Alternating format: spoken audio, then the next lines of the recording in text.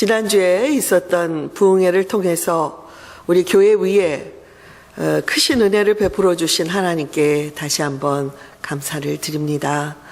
많은 분들이 목사님 3일이 너무 짧아요. 조금 더 길었으면 좋겠어요. 그런 분도 계셨고요.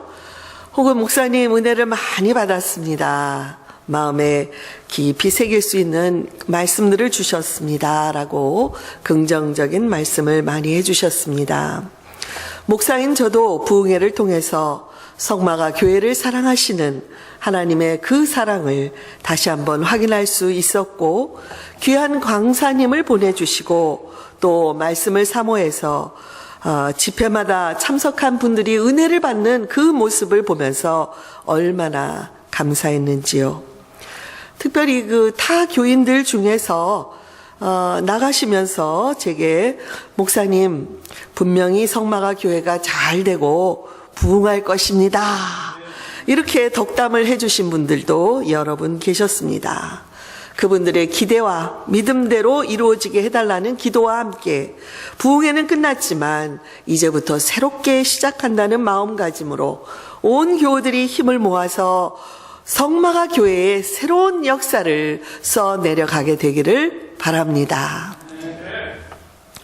과거에 보면 부흥에서 많은 은혜를 받고 온 교회가 들썩들썩했지만 단발적인 은혜로 끝나고 삶의 변화, 또 교회도 변화가 일어난다는 것이 쉽지 않다는 것을 우리가 자주 보아왔습니다. 그래서 요즘은 부흥에 대한 기대도 점점 줄어들고 있는 것인지도 모르지만 이번에 우리 교회를 향한 주님의 분명한 뜻을 보여주셨기 때문에 이제부터 더욱 열심히 우리 삶의 현장에서 변화된 주님의 제자로 살아갈 수 있기를 바랍니다. 자주 내 삶에서 달라진 것은 없는지 돌이켜보고 만일 작은 변화라도 있으면 우리 하나님께 영광을 돌리게 되기를 바랍니다. 저도 생각해 보니까 우리에게 이미 변화가 있다는 것을 깨닫게 되었습니다.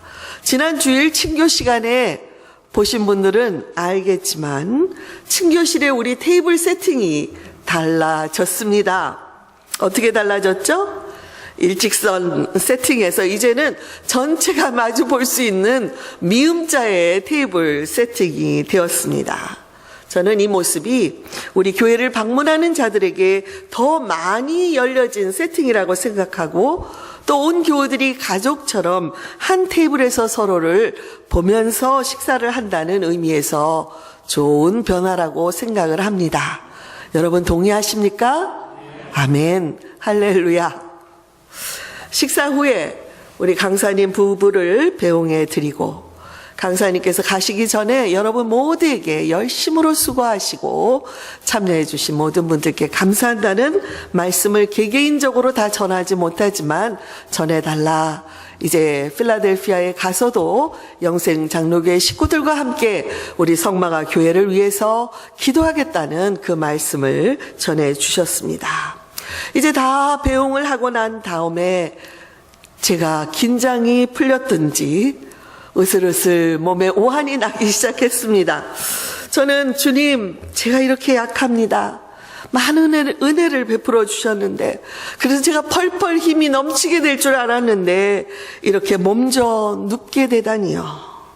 그래도 주님, 은혜로 환한 우리 교우들의 얼굴을 보니 너무나 감사했습니다. 제가 이렇게 아픈 것쯤이야 감당할 수 있습니다 하며 겨우 잠이 들었습니다. 다행히 하루 이틀 쉬고 나니까 회복이 잘 되었습니다만 며칠 동안 우리 애쓴 교우들, 월요일이면 어김없이 일터를 향해 나갔을 우리 교우들을 생각하면 애잔한 마음이 들었습니다.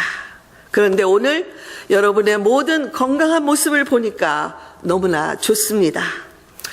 여러분, 저도 큰 일을 마친 후에 자주 경험하곤 했고 또 많은 분들이 이렇게 말씀하시죠. 은혜를 받은 후에 찾아오는 시험이나 혹은 탈진을 주의하라고 말씀합니다. 오늘 성경 본문에는 큰 은혜를 받은 후에 혹은 큰 일을 감당한 후에 찾아올 수 있는 탈진, 번아웃에 대한 이야기가 나오고 있습니다. 엘리야는 이스라엘의 예언자 중에서도 그 능력이 뛰어난 예언자로 인정받은 분입니다. 그는 기도를 통해 하나님 비가 오지 않게 해주시옵소서 했더니 하늘문이 닫히고 이스라엘에 3년 반 동안이나 비가 내리지 않았습니다. 후에 다시 그가 하나님 이제는 비를 내려주십시오 라고 기도하니까 하늘문이 열리고 비가 올 정도로 대단한 기도의 능력을 가진 자였습니다.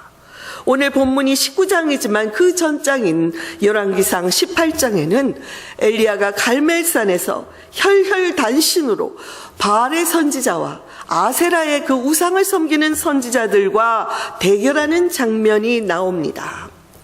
그 방법은 엘리야는 엘리야의 신께 제단을 차리고 바알과 아세라 선지자들은 각각 그들의 신에게 제단을 만들어서 제물을 올려둔 후에 각자가 그들이 자기의 신을 불렀을 때에 불이 내려서 그 제단에 있는 제물을 삼키는 것으로 그 승리가 가늠되는 것이었습니다. 엘리야 이전에 먼저 바알과 아세라 선지자들이 그들의 제단 앞에서 아무리 기도하고 외치고 기도하면서 몸에 상처까지 날 정도로 그렇게 열심히 제단 앞에 춤추며 기도하고 신이 내리기를 바랬지만 아무 응답이 없었습니다. 그러나 엘리야가 기도했을 때 하늘로부터 제단에 불이 떨어져서 제물뿐만 아니라 그 주변에 돌과 도랑의 물까지 다 핥아서 말려버렸습니다. 결국 이 대결에서 엘리야는 백성들과 함께 바알과 아세라 선지자들 장장 850명의 선지자들을 다 죽이는 대승리를 거두게 되었습니다. 그런데 바로 그 다음 장, 오늘 본문인 19장에 와서 18장과는 전혀 다른 무력하고 탈진 상태에 빠져 있는 엘리야의 모습이 나오고 있습니다. 1절에 보면 아합 왕에게서 소식을 들은 이 왕비 이세벨, 얼마나 도끼가 가득했는지요. 도끼를 품고 엘리야에게 복수하겠다는 협박의 전가를 보냅니다. 내가 내일 이맘때까지 너를 죽이지 못하면 신들이 내게 벌을 내리기를 원하노라. 이렇게 무시무시한 협박을 받고 엘리야는 두려워서 이세벨을 피해 황급히 남쪽으로 도망을 쳤습니다. 3절에 보면 엘리야는 두려워서 급히 일어나 목숨을 살리려고 도망하여 유다의 부엘세바로 갔다고 말합니다. 여러분, 갈멜산에서의 불같던 능력의 종 엘리야의 모습은 간데없고 무력하기 짝이 없는 엘리야가 자포자기하는 심정으로 도망친 곳에서 만난 한 로뎀 나무 아래 쓰러져서 죽기를 구하는 모습을 상상해 보십시오. 그는 4절에서 이렇게 기도하고 있습니다. 주님, 이제는 더 바랄 것이 없습니다. 저의 목숨을 거두어 주십시오. 여러분, 과연 이것이 능력의 종 엘리야의 기도일까요? 믿어지지가 않습니다. 그는 항상 담대했고 능력이 넘쳤고 말씀과 기도에도 힘이 넘쳤습니다. 그런데 이세벨 왕비의 한마디 협박에 광야로 도망쳐서 한 로뎀 나무 아래에서 죽기를 간구하고 있는 이 엘리야. 여러분, 엘리야에게 무슨 일이 일어난 것입니까? 교우 여러분, 아무리 건강한 사람이라도 계속해서 무리하면 지쳐 쓰러질 수밖에 없죠.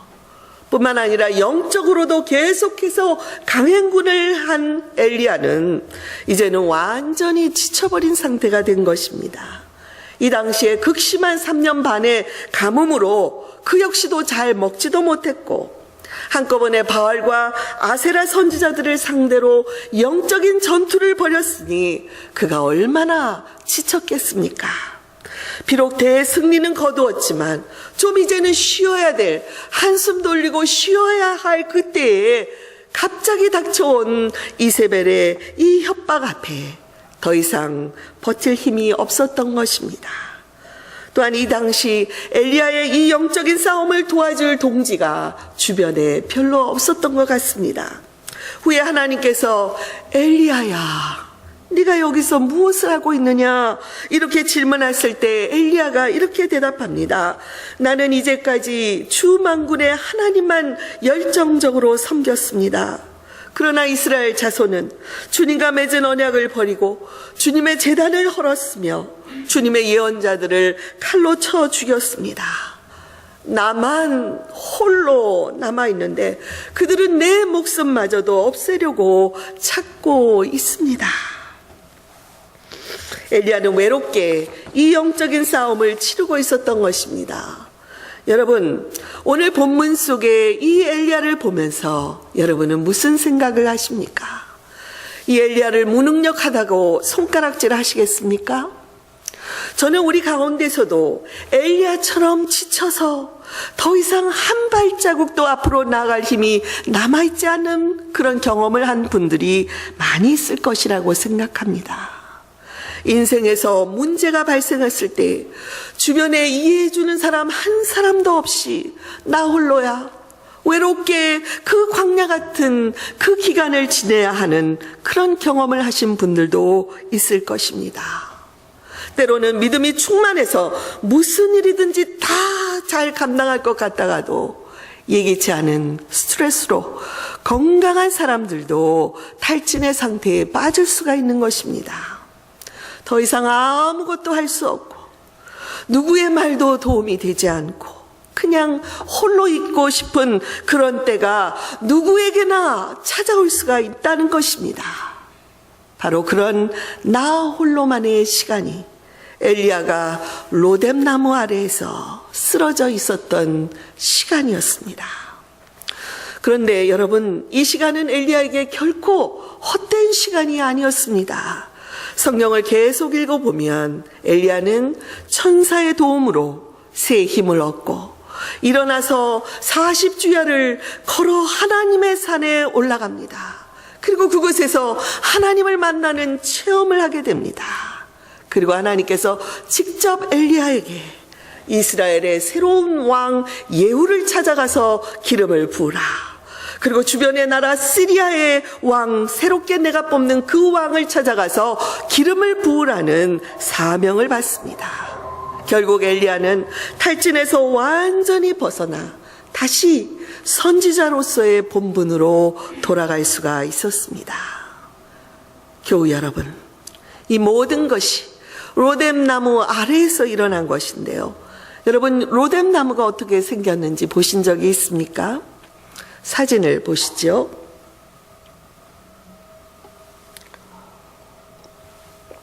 결코 큰 나무가 아닙니다. 로뎀 나무는 팔레스타인과 시나이 반도 또는 이집트 등지의 사막에서 볼 수 있는 한 1 내지 3m 정도밖에 크지 않는 작은 나무입니다. 우리나라의 쌀이 나무와도 비슷하죠. 그런데 사막 같은 광야에서 정말 홀로 쉬어갈 수 있는 작지만 매우 고마운 나무입니다. 엘리야는 목숨을 위하여 도망가다가 이 로뎀 나무를 만나게 되었고 그 나무 그늘에 앉아서 하나님께 죽기를 구했던 것입니다. 죽고 싶다고 잠든 엘리야는 이 로뎀 나무 아래에서 천사를 만났습니다. 하나님은 자신의 종 엘리야를 절대로 홀로 두지 않으시고 광야에서 고독과 두려움에 죽고 싶어하는 그 엘리야를 천사를 통해서 어루만지시고 회복시켜 주신 것입니다. 또 하나의 그림을 보실까요? 이 그림은 극도의 스트레스에 쫓기며 살아가는 현대인들의 모습을 재미있게 표현한 그림입니다. 그런데 저는 이 그림을 보면서 나름대로 영적인 의미가 있다고 생각을 했습니다. 본래 하나님께서 인간에게 주신 자연과 피조물들은 선하게 지음을 받았고 인간은 이 피조물을 다스리면서 행복한 삶을 누릴 책임과 축복을 받았습니다.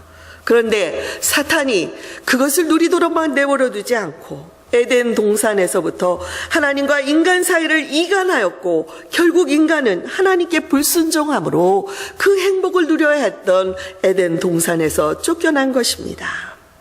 오늘날에는 어떻습니까? 이 현대 문화라는 이름으로 이 거대한 용이 우리 인간들을 분주하게 만들고 있습니다.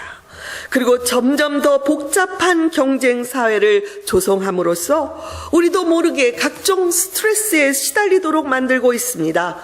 그 결과 사랑을 나누어야 될 이웃들과 경쟁하는 삶을 살아야 하고 그로 인한 스트레스와 탈진으로 행복과는 점점 더 거리가 먼 삶을 살게 된 것입니다. 믿음 생활을 열심히 한다고 이 현대사회의 고질병인 스트레스에서 제외되는 것이 아닙니다. 그러므로 교우 여러분, 요즘은 어떤 스트레스를 받고 있습니까? 직장에서, 가정에서, 자녀와의 관계에서, 배우자와의 관계에서, 친구 관계에서, 더 나아가서는 교우 관계에서 어떤 스트레스를 받고 있습니까? 별거 아닌 것 같지만 그냥 놓아두면 우리의 일상의 행복을 빼앗아가는 이 스트레스와 탈진은 그냥 내버려 두어서는 안 됩니다.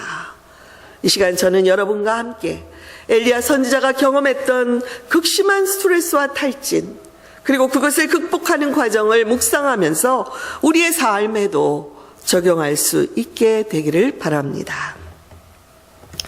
먼저 인간은 누구나 스트레스나 탈진으로 지치고 쓰러질 수 있는 연약한 존재임을 인정해야 합니다. 성경은 엘리야의 능력을 인정하지만 또한 한편으로 그의 인간적인 면, 힘들 때면 탈진하고 무력해지는 모습을 가감없이 전하고 있습니다. 우리가 목사이든 장로이든 권사든 집사이든 평신도이든 때로는 탈진할 수도 있고 스트레스로 고생할 수도 있습니다. 그럴 때 내가 시험이 들었나? 내가 왜 이러지? 하고 놀랄 것이 아니라 나도 우리도 연약해질 수 있다는 사실을 인정해야 합니다. 하나님께서 로뎀나무 아래에 쓰러져 있는 엘리야를 보고 뭐라고 말씀하셨습니까? 하나님은 엘리야에게 아무 말도 하지 않으셨습니다. 더욱이 왜 이렇게 쓰러져 있느냐고 책망하지도 않으셨습니다. 그저 엘리야가 로뎀나무 아래 그늘에서 자도록 내버려 두셨습니다. 우리들도 탈진에 있는 자들, 스트레스에 있는 자들을 함부로 나의 주관적인 잣대로 판단하거나 책망해서는 안 됩니다. 얼마나 힘들어요. 많이 지쳤지요. 그렇게 인정해주며 그들을 품어주어야 할 것입니다. 절대로 많은 말이 필요하지가 않습니다. 이해해주는 마음이 중요하고 만약에 허락한다면 그저 옆에 있어줄 수 있으면 더욱 좋을 것입니다. 둘째로 우리에게 스트레스나 탈진이 올 때 그대로 방치해두지 말고 로뎀나무 아래로 나아가야 합니다. 로뎀나무 아래로 찾아간다는 것은 지금 내가 이렇게 아픕니다. 나의 심신이 지쳐서 이제 꼼짝도 할 수 없습니다. 라고 누군가에게 표현을 하라는 것입니다. 우리의 몸과 마음이 지치는데, 나는 너무 지치는데 그것을 감추려하지 말라는 것입니다. 다른 사람에게 우리가 알리지 않으면 어떻게 그들이 나의 상태를 알 수 있으며 도움의 손길을 뻗칠 수가 있겠습니까? 또한 탈진이 올 때 스트레스를 주는 그 환경에 억지로 머물러 있기보다는 잠시라도 그 현장을 떠날 필요가 있습니다. 엘리야가 광야로 가서 로뎀나무 아래에 쓰러져서 마음껏 잠을 자며 정말 누가 와서 잡아가도 모르게 단잠을 자고 쉬었듯이 우리들도 우리 있는 모습 그대로를 품어주시는 하나님께로 나아가야 됩니다.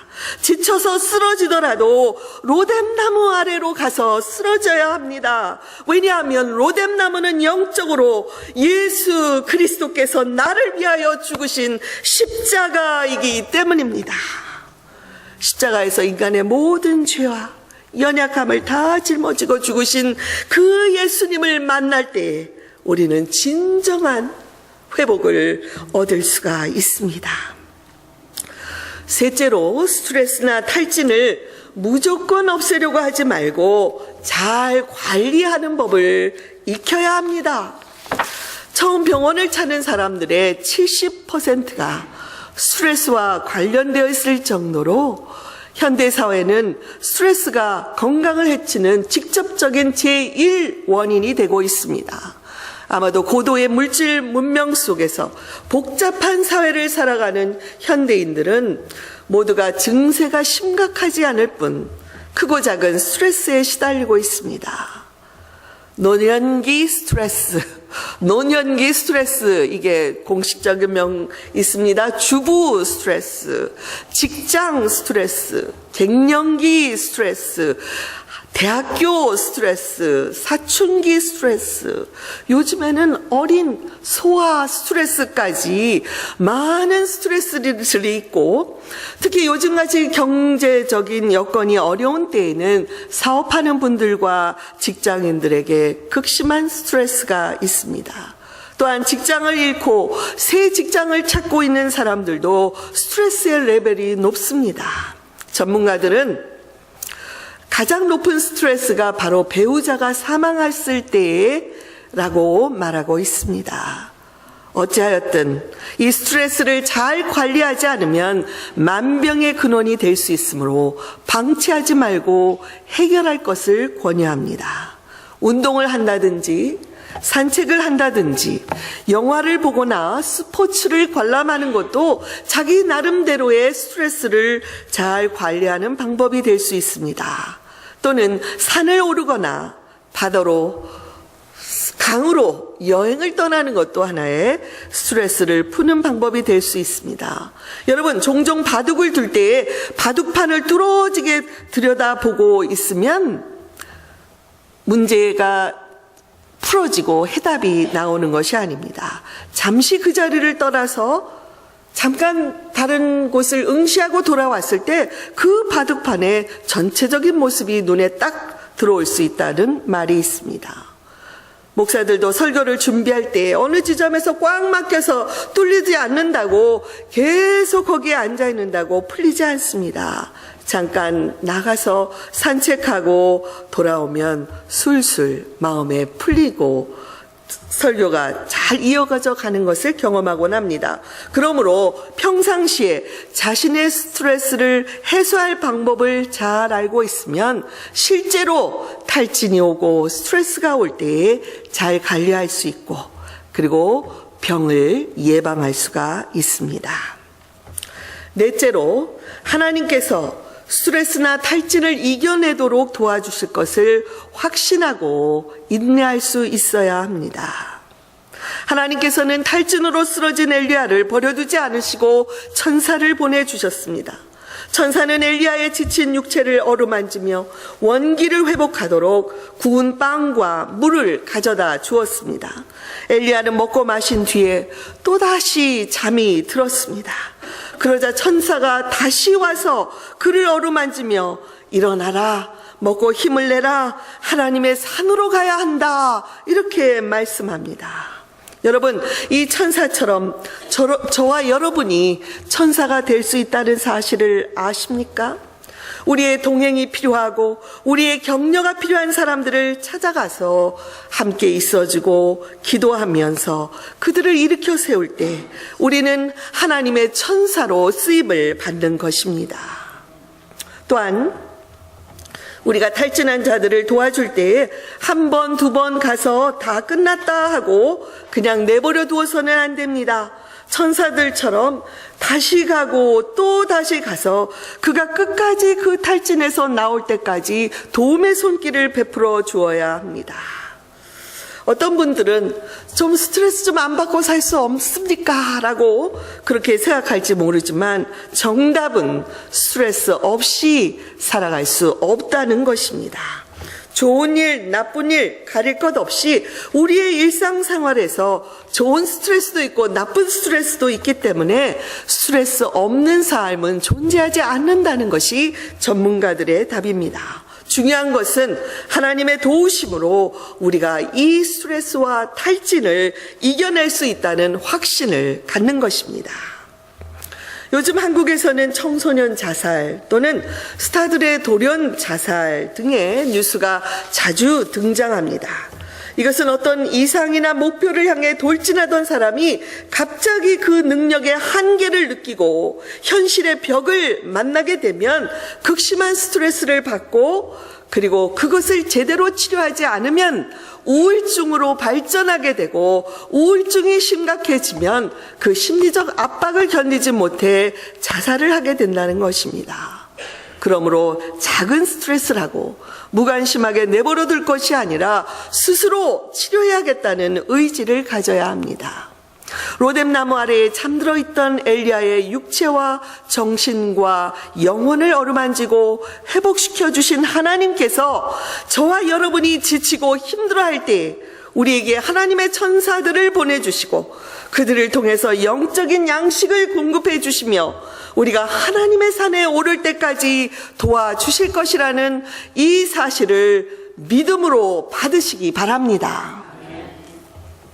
제가 주중에 몸을 추스리는 동안에 저에게도 큰 힘이 되어주신 천사들이 있었습니다.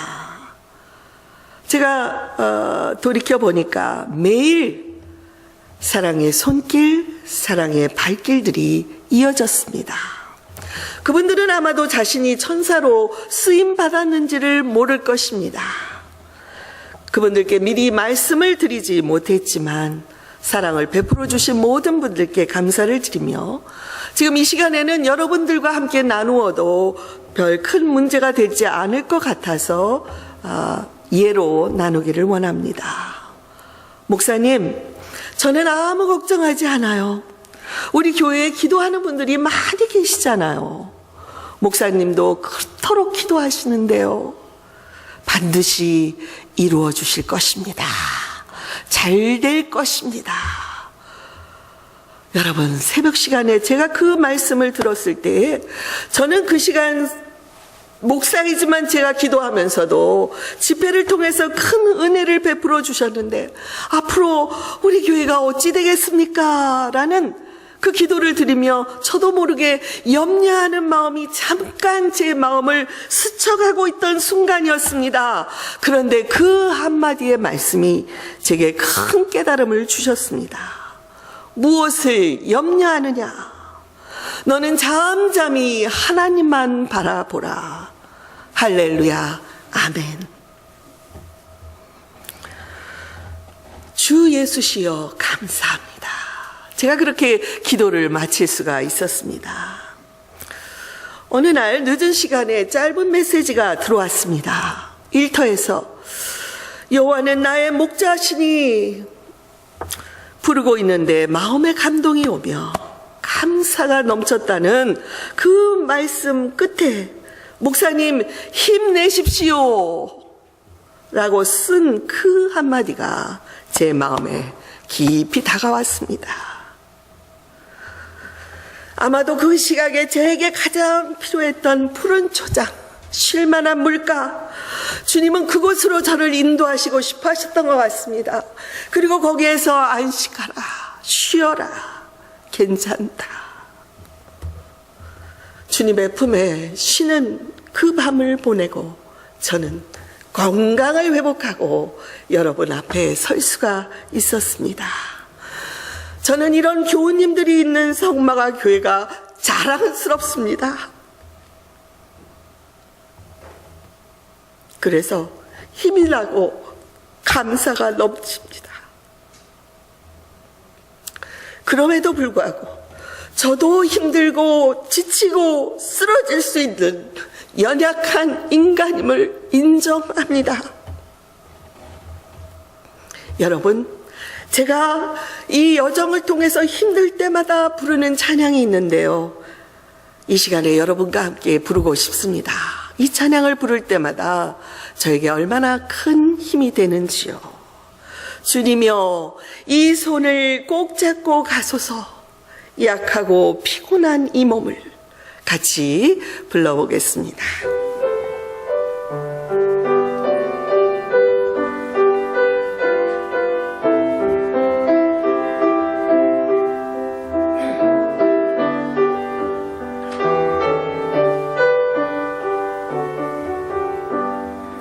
주님이여 이 손을 꼭 잡고 가소서. 약하고 피곤한 이 몸을 폭풍의 흑암속 해치사 빛으로 손잡고 나를 인도하소서. 인생이 힘들고 고난이 겹칠 때에 주님이여 날 도와 주소서. 외치는 이 소리 귀에